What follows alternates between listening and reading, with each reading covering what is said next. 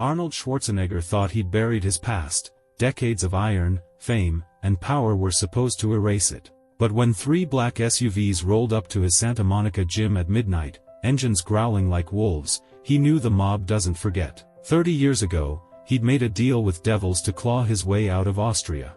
Now, they were here to collect, with fists, guns, and a debt that could cost him everything. The gym was quiet, the kind of quiet that hums with ghosts. Arnold stood alone under the fluorescent lights, wiping down a barbell. At 77, he still moved like a man who could bench press a car. His arms bulged under a faded Gold's Gym tank top, veins like cables under tanned skin. The mirrors reflected a legend, bodybuilder, actor, governor. But tonight, they also showed a man who couldn't outrun his choices. The first SUV's headlights sliced through the gym's front windows at 12:03 a.m. Arnold froze, towel in hand. 2 more sets of beams followed, pinning him in a triangle of light. His pulse didn't jump. He'd faced worse than this in jungles and boardrooms, but his jaw tightened. He knew who they were before the doors opened. 6 men spilled out, shadows in tailored suits. The leader, a wiry guy with a boxer's nose and eyes like oil slicks, stepped forward. Enzo Russo, a name Arnold hadn't heard since the 70s, but one he'd never forget. Enzo's crew fanned out, blocking the exits. One carried a baseball bat, another a crowbar. The rest had bulges under their jackets that screamed firepower. "Arnie," Enzo said, voice smooth as gravel. "You look good. Hollywood's been kind." Arnold tossed the towel onto a bench. "Enzo, thought you were dead. Funny. Thought the same about you after you ghosted us." Enzo's smile didn't reach his eyes. "You owe us, big man. Time to pay." 30 years ago, Arnold had been a hungry kid from Thal, Austria, with nothing but muscle and ambition. Bodybuilding was his ticket out, but tickets cost money, money he didn't have. Enzo's crew, a slice of the Italian mob working the East Coast, had been his lifeline. They'd bankrolled his first US competitions, his gym, his early hustles. In return, he'd done favors, moving packages, roughing up deadbeats, playing muscle for their deals. It was a dirty ladder, but he'd climbed it. When he hit it big with Conan, he cut ties, paid what he thought was enough, and never looked back. Enzo clearly saw it differently. "How much?" Arnold asked, voice low. He crossed his arms, standing like a tank in the center of the gym. Enzo laughed, a dry rasp. "You think this is about dollars? You took our investment, made millions, and left us with crumbs. We don't want your money, Arnie. We want your life." The words hit like a punch. Arnold's mind raced, calculating exits, weapons, odds.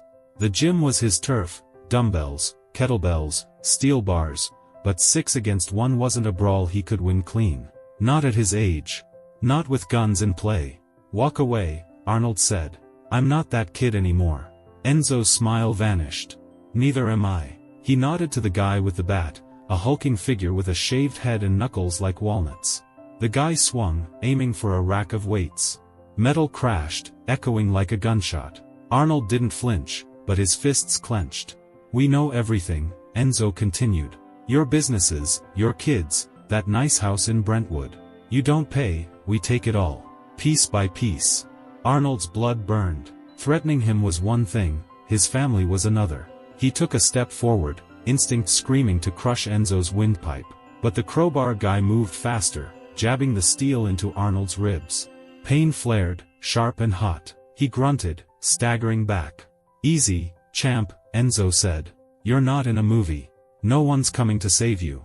Arnold caught his breath, hand on his side. The pain was real, but so was his resolve. He'd faced down bigger threats, Soviet tanks in his childhood, studio execs who thought he'd flop, heart surgeries that nearly killed him. This wasn't over. "What do you want?" he asked, buying time. Enzo leaned in, close enough for Arnold to smell his cologne, cheap, like gasoline. "You're gonna work for us again. One job. Big one. You do it, we're square. You don't," he gestured to the crew, who cracked knuckles and shifted their weight. "We start with this gym. Then your cars. Then your kids." Arnold's vision tunneled. His kids, Catherine, Christina, Patrick, Christopher, Joseph, were his heart. He'd die before letting these vultures touch them. But he also knew Enzo wasn't bluffing. The mob didn't make empty threats, they made examples. Tell me the job, Arnold said, voice steady. Enzo smirked. Not here. Tomorrow night, Pier 17, Long Beach. Come alone. You bring cops, feds, anybody, we'll know. And you'll bury someone you love. The crew tightened their circle, a noose of muscle and steel. Arnold scanned their faces, hard men, loyal to Enzo, not him. He could try fighting now, maybe take out 2 or 3, but he'd lose. Better to play along, learn their game, find a way to flip the board. Fine, he said. Pier 17. Enzo nodded, satisfied. Smart. See?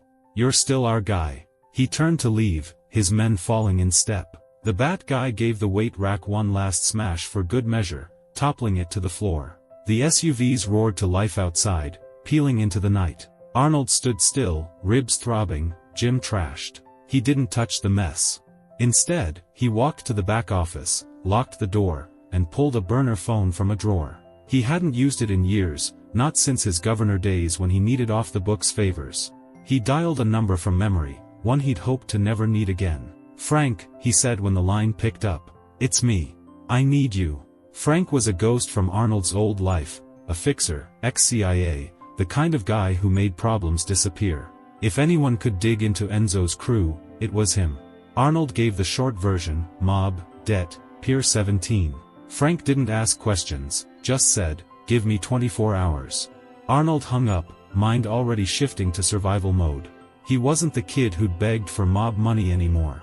He was a man who'd built an empire, fought wars on screen and off, and stared down death more times than he could count. Enzo thought he owned him. Enzo was wrong. He grabbed a protein shake from the fridge, downed it in one go, and started planning. The gym had cameras, hidden ones Enzo's goons wouldn't have spotted. He'd pull the footage, ID the crew, cross-reference with Frank's intel. Pier 17 was a trap, no question, but traps worked both ways. He'd walked into worse and walked out smiling. The clock read 1:15 a.m. Arnold cracked his neck, feeling the old fire in his gut. He wasn't just fighting for himself now, his family, his legacy, everything he'd built was on the line. Enzo wanted a war. He'd get one. Tomorrow night, Pier 17. Arnold would be there. Not as a debtor. As a predator. The Long Beach pier stretched into the Pacific like a broken spine, its wooden planks creaking under Arnold's boots.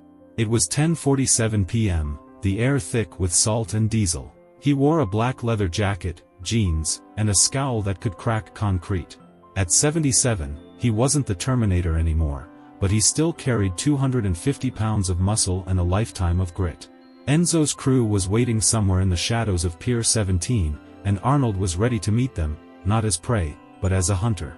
He'd spent the day preparing. Frank's intel had come through by noon. Enzo Russo, now a mid-tier capo in the DiMarzo crime family, was desperate to prove himself. The mob hadn't forgotten Arnold's debt, they'd just been waiting for the right moment to squeeze him.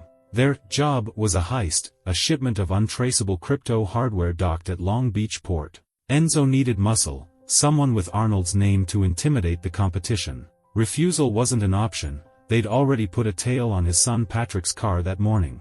Arnold wasn't playing their game. He'd slipped the tail by noon, swapped his Bentley for a beat-up Ford pickup, and spent the afternoon rigging his own plan. The gym's camera footage gave him faces. Enzo's bad guy was Tommy Knuckles Ferrara, a convicted enforcer. The crowbar punk was Luca Bianchi, a hothead with a rap sheet. Frank cross-referenced their haunts, their habits. Arnold knew who he was facing. Now, he needed to know how to break them. Under his jacket, a Kevlar vest hugged his chest, borrowed from a stuntman buddy. In his pocket, a GPS tracker the size of a quarter, synced to Frank's phone. If things went south, Frank would know where to find him, or his body. Arnold didn't expect it to come to that. He'd fought bigger battles, from Mr. Olympia stages to Sacramento budget wars. This was just another arena.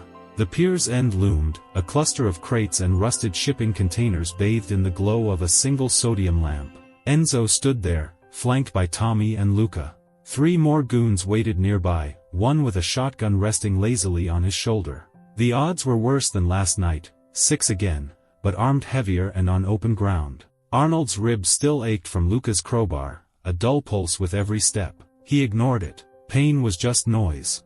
"Arnie," Enzo called, voice cutting through the ocean breeze. "Right on time. You always were a pro." Arnold stopped 10 feet away, hands loose at his sides. Let's skip the foreplay, Enzo. What's the job? Enzo chuckled, but his eyes were cold. Straight to it, huh? Alright. There's a ship, Santa Rosa, docked half a mile from here. Cargo's worth 10 mil on the street. You're gonna help us take it. And if I don't? Arnold's tone was flat, testing. Tommy cracked his knuckles, grinning like a pit bull. Luca twirled the crowbar, itching for round 2. Enzo raised a hand, calming them. You know the answer, Arnie. We've got eyes on your kids. Catherine's at that yoga studio tomorrow, right? Patrick's got that premiere. One call, and they're gone. Arnold's blood surged, but his face stayed stone. He'd already moved his family, discreetly, through a security firm he trusted. Catherine was in San Diego, Patrick in Vancouver. Enzo's intel was outdated, but Arnold wasn't about to tip his hand. You're digging a deep hole, Enzo. Funny, Enzo said, stepping closer. You dug it first when you took our money and ran. He pulled a photo from his pocket. Arnold, young and jacked, shaking hands with a mob boss in '73. This you, right? Before the mansions and Oscars. Arnold didn't look at the photo. He remembered that day, the deal that got him to America. It wasn't pride or shame that hit him now, it was clarity. Enzo thought he could leash a lion with old snapshots. Big mistake. Tell me about the ship, Arnold said, voice steady. He needed details, leverage. Enzo smirked, sensing compliance. Cruise light, 6 guards, small arms. Rival outfits circling, Russians. You walk in with us, flash that famous face, they'll scatter. We load the gear, you're done. Debts cleared. It was a lie. Arnold knew it in his gut. Enzo wouldn't let him walk, not with what he knew about their operation. The mob didn't clear debts, they buried them. This was a one-way ticket to a bullet or a concrete coffin. Lead the way, Arnold said, playing along. Enzo nodded, motioning to the crew. They moved toward a black van parked near the containers, its engine idling. Tommy shoved Arnold toward the side door, too rough for his own good. Arnold stumbled, deliberately, palming the GPS tracker and slipping it under the van's wheel well. Frank would have eyes on them now. Inside, the van smelled of sweat and gun oil. Arnold sat between Luca and a new guy, a twitchy kid with a Glock on his hip. Enzo rode up front, barking directions. The pier faded behind them, replaced by the port's maze of cranes and cargo stacks. Arnold memorized the route, left at the fuel depot, right past the dry docks. Details mattered. Always had. The Santa Rosa was a rust bucket freighter, moored under floodlights that turned night into day. Enzo's crew piled out, weapons drawn. Arnold followed, scanning the deck. 6 guards, like Enzo said, but they weren't pushovers, ex-military types, moving with purpose. The Russians were out there too, shadows shifting beyond the light. This wasn't a heist, it was a war waiting to spark. Move, Tommy growled, prodding Arnold's back. Arnold walked, slow and deliberate, toward the ship's gangway. Enzo wanted a show, fine. He'd give them one. Halfway up, he stopped, turning to face the crew. You sure about this, Enzo? Lot of eyes out here. Enzo frowned, sensing the shift. What's that supposed to mean? Arnold grinned, the kind of grin that made studio execs sweat. Means you're not the only one watching. He nodded toward the darkness, where Frank's team, 3 XSALS he'd called in as backup, were already moving into position. Enzo didn't know it yet, but his trap was about to snap shut. The first shot came from nowhere, a crack that split the night. One of Enzo's men dropped, clutching his leg. Chaos erupted, guards shouting, Russians charging from the shadows, Enzo's crew scrambling for cover. Arnold dove behind a crate, heart pounding but mind clear. He wasn't armed, couldn't risk it with Enzo's eyes on him, but he didn't need a gun. Not yet. Tommy roared, firing wildly at the Russians.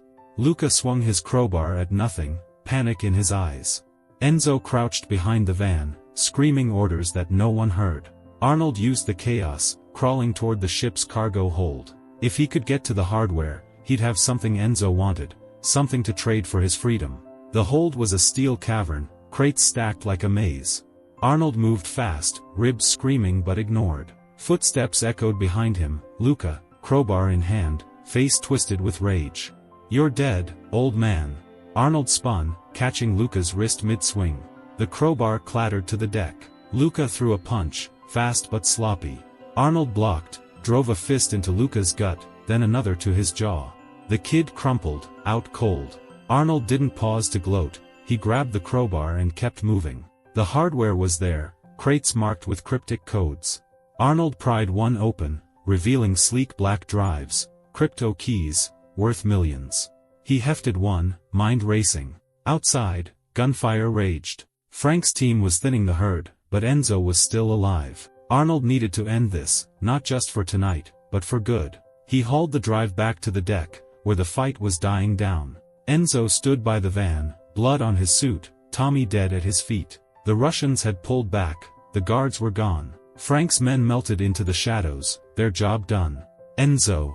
Arnold called, holding the drive high. This what you want? Enzo's eyes locked on it, greedy. Give it here, Arnie. Now. Arnold tossed it, short, so it landed 10 feet away. Enzo lunged, exposed. Arnold charged, crowbar raised, and brought it down hard. Enzo hit the ground, groaning, out but alive. Arnold stood over him, breathing hard. Debt's paid, he said. Come for me again, you won't walk away. He left Enzo there, drive in hand, and slipped into the night. Frank would clean up the rest. One fight down, but the war wasn't over. Enzo's bosses wouldn't let this slide. Arnold knew it. He'd be ready. Arnold didn't sleep after Long Beach. The crypto drive sat in his Brentwood safe, a bomb worth millions to the DiMarzo mob. Enzo was alive, barely, after Arnold's crowbar sent him down, but the mob wasn't one man. They'd come harder now, and at 77, Arnold wasn't running. He'd built a life, movies, governorship, family. No one was taking it. Sunrise hit his gym, mirrors glowing. Arnold taped his bruised ribs, pain sharp from Luca's hit. He ignored it, coffee in hand, mind on the endgame. Frank called at 6:12 a.m. Enzo was in a hospital, guarded. Vincent DiMarzo, the boss, had a $2 million bounty on Arnold, dead or alive. Worse, they'd tracked Joseph in Miami, a sedan circling his condo. They're moving, Frank said. Vincent's crew, ex-mercs. You've got a day. Arnold's fist clenched. Where's Vincent? Malibu estate, fortified. You go in, you don't come out. I'm done waiting, Arnold said. He hung up, grabbed a duffel, Kevlar vest, knife, burner phone. The drive stayed, he'd use it to bargain, not beg. Vincent wanted war. Arnold would bring it. By noon, he cruised Pacific Coast Highway in a rented Chevy. Vincent's estate loomed, a cliffside fortress. Frank's intel, 10 guards, 2 snipers, Vincent inside. Arnold couldn't punch through alone, but he wasn't. Frank sent Diaz and Carter, ex-SEALs. Diaz, wiry, explosives expert. Carter, a tank, sniper trained. At a diner, Arnold laid it out, hit fast, get Vincent, use the drive's lure. They nodded, all business. At 8 p.m., they struck. Diaz cut the fence's wires, killed cameras. Carter darted a sniper from 200 yards. Arnold led, knife ready, moving young. One guard fell to a chokehold, another to Carter's fist. Inside in 4 minutes. Vincent's mansion was glass and marble, dirty money shining. Arnold saw him, gray suit, cigar, yelling into a phone. 4 guards inside, rifles low. Diaz set a flashbang at the garage. It roared, pulling 3 out. Carter dropped another. 1 left.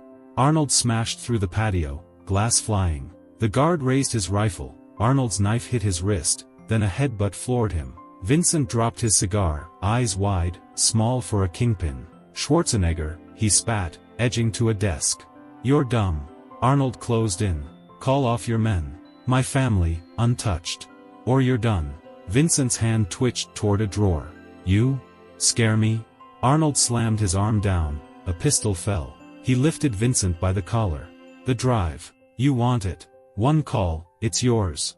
Leave me alone. Vincent's eyes flicked. Greed, fear. You don't have it. Safe, Arnold said. You get it when my kids are clear.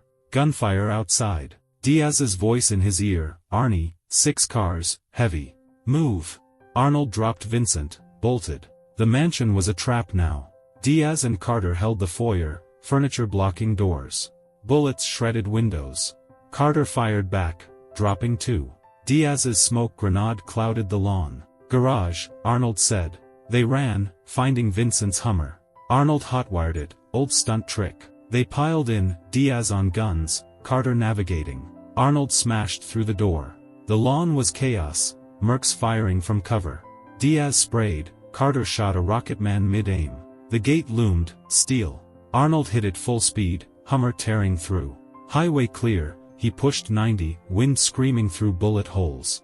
They ditched the Hummer in Santa Monica, split up. Arnold reached Brentwood by midnight. The safe clicked open, drive still there. He sat, weighing it. Hand it over, Vincent might deal. Or betray. Arnold wasn't gambling his kids. Frank called, 2 a.m., Vincent's mobilizing. One day, max. Burn the drive, Arnold said. By dawn, it was slag, melted in Frank's foundry. Arnold met Vincent at noon, Venice Diner, public, no guns. Vincent sat, fuming. Where's the drive? He growled. Gone, Arnold said. Burned. You want me, come yourself. I'll be ready. Vincent's veins bulged. You're dead. Arnold stood, towering. Didn't take before. He walked out, sun hot, alive. The mob stayed quiet, weeks, then months. Frank spread word, Arnold was untouchable, the man who broke Vincent's grip. The Kingpin's empire cracked, his power fading. Arnold returned to his gym, his kids, his life. Scars marked him, not just muscle. He'd fought, bled, won. No one would take it.